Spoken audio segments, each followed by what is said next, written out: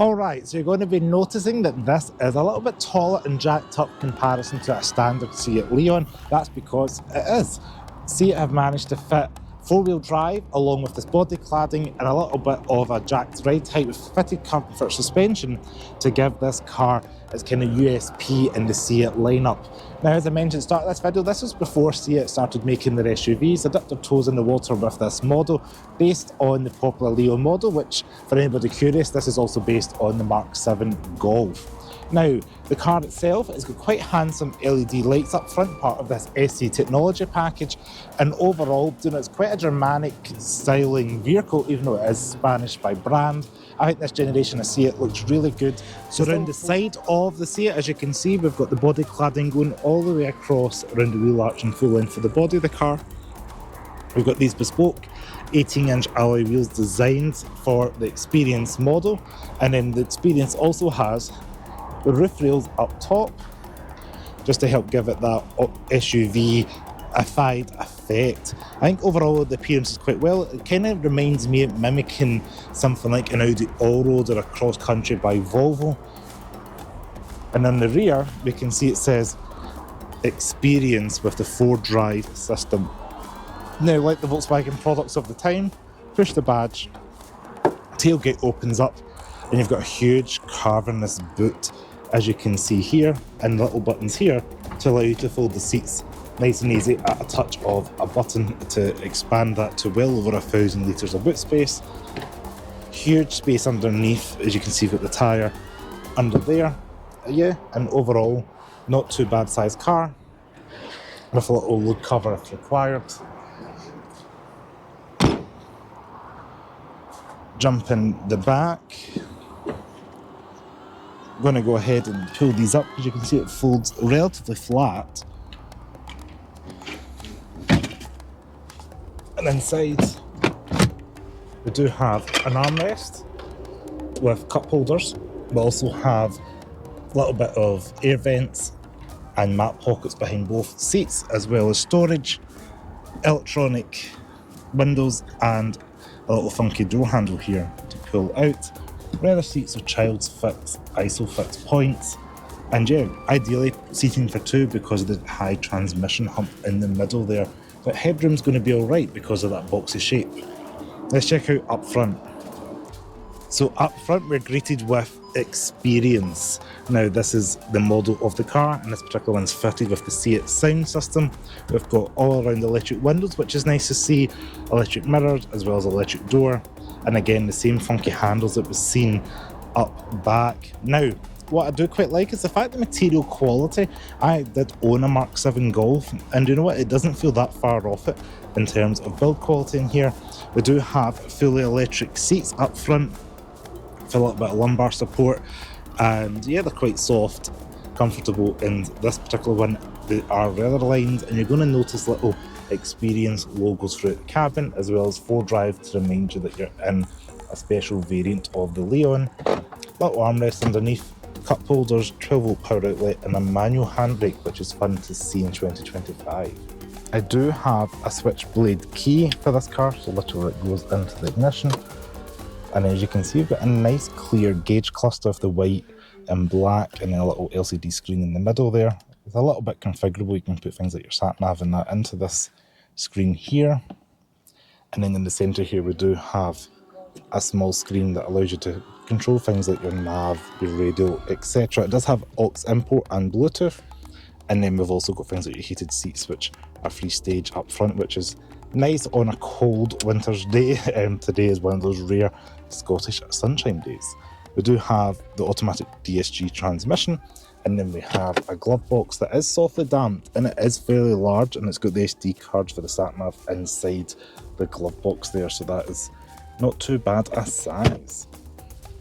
But yeah, overall build quality feels, pretty alright considering age of the car and type of car it is. It's soft squidgy. Again, it just screams the parts of the Mark 7 Golf that I used to own. Down on the right here, you've got your things like your auto lights. Trust them for full, leave them on auto, fog lights, all that good stuff. I'm 5'11", headroom's alright, shoulder room's alright, and because the seat does have a lot of adjustment, I can get myself fairly comfortable up front in the cabin of this car. We do also have reach and rake on the steering wheel, so that is nice to see. So under the bonnet, we do have a 2-litre TDI 4-cylinder diesel engine shared with the Volkswagen Group products of this generation. This power outputs about 181 horsepower and over 379 newton meters of torque. 0 to 60 is about 7.1 seconds with 52 miles of gallon claimed by Seat for this car as configured with the 4-wheel drive X-Perience trim. Top speed is about 139 miles per hour and all that power goes through the DSG automatic transmission. Alright, so you join me behind the wheel of the Seat Leon X-Perience. Now, this car, immediately got into it, you can feel the comfort just on the seats, the kind of soft squishiness. And we're going to test the suspension because the road is immediately very uneven and potholy, and this race suspension should do well being the comfort suspension fitted to this car. Now, I think if you want a 4-wheel drive vehicle but you don't want to go straight into a tall SUV, this could be the perfect blend for you because you're still going to get the decent MPG from a estate car, 2-litre diesel, but you're not getting the same kind of boxy exterior, which some people might prefer. Now, out on the road, driving it is not too bad. It feels so familiar having driven a Mark 7 Golf for years previously. It just feels pretty much like a Golf to drive, which is no bad thing. I can feel a little bit of that 4-wheel drive giving me a little bit of momentum and grunt on the road, but out with that, it feels pretty solid and well planted, which is nice to see. Now let's give it a quick 3-point turn stroke parking. Just going to pull in here for a second while I've got some cars going by.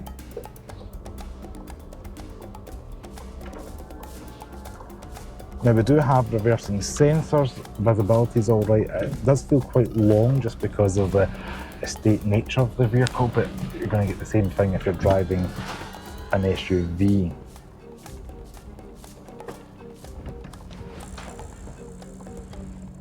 So we'll do a quick turn.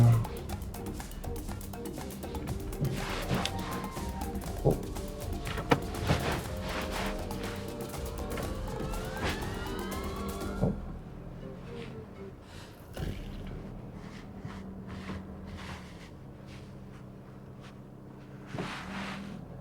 And we're off. So hear a little bit of that engine grunt underneath, acceleration. Gear changes are smooth, the seats feel comfortable. I like how logically everything's laid out. The A-pillars aren't too thick and you've got good visibility out front of what you want on the road. This is going to be a great commuter kind of vehicle, or especially doing a family adventures. This is the kind of car you want. But if you're going up to Clynben Nevis or something at the weekend, you want to go skiing, long road trip, you're going to benefit from the fuel economy in that car and the decent MPG that it gets. Turning's not too bad, it's compliant. Steering's got a nice weight to it as well, which you just don't really get too much. A lot of cars these days have got very light steering. This has got decent input. Quite nice cars. You've got an 8 Series and a S7 across there. A bit of acceleration again, and we're off. So all in all, pretty impressed with the Seat X-Perience.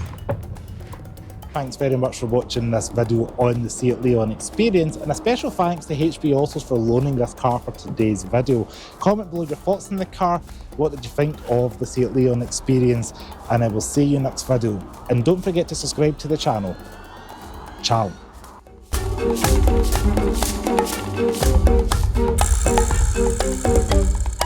Thank you.